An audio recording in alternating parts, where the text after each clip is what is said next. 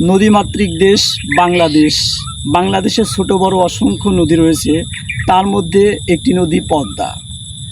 আমরা আসছিলাম চরাঞ্চলে পদ্মার শাখা নদী থেকে শাখা নদী অর্থাৎ উপশাখা নদীর ধারে। আমার পিছনে দেখতে পাচ্ছেন এই পদ্মা নদীর ধার ঘেঁষে একটি বাবলা গাছ।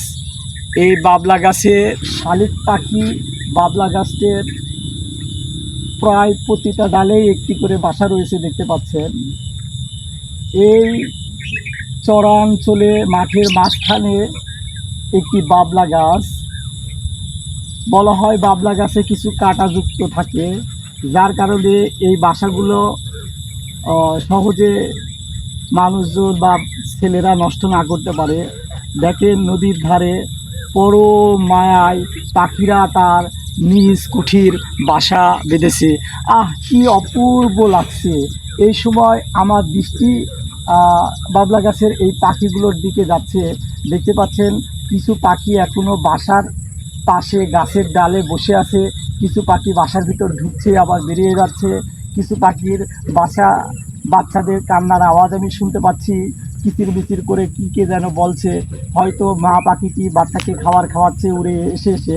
আপনারা দেখতে পাচ্ছেন আসলে এই যে একটা সুন্দর মুহূর্ত, একটি বাবলা গাছ, এই গাছে দেখেন শালিক পাখি বাসা বেঁধেছে, বাচ্চা উঠিয়েছে।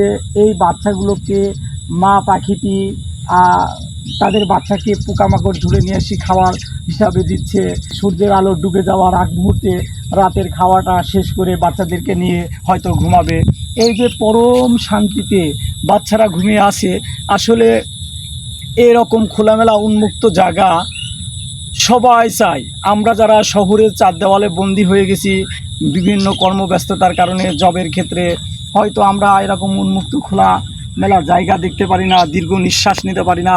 কিন্তু এই পাখিগুলো এই নদীর ধারে এই গাছটিকে আশ্রয়স্থল করে বাসা বেঁধেছে এবং এখানে তাদের খাবার আছে। তারা পরম শান্তিতে বাসা বেঁধে এখানে বসবাস করছে।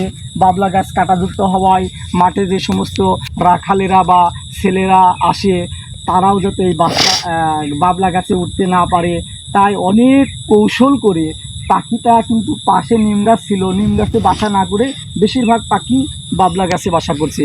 এতেই তো বোঝা যায় সকলেই বুদ্ধিমান। মহান সৃষ্টিকর্তা যেই পরিবেশেই যে বেড়ে উঠুক, তাকে সেই পরিবেশে সেই সুন্দরভাবে বেড়ে ওঠার জন্য আশ্রয়স্থল দিয়ে দেয়।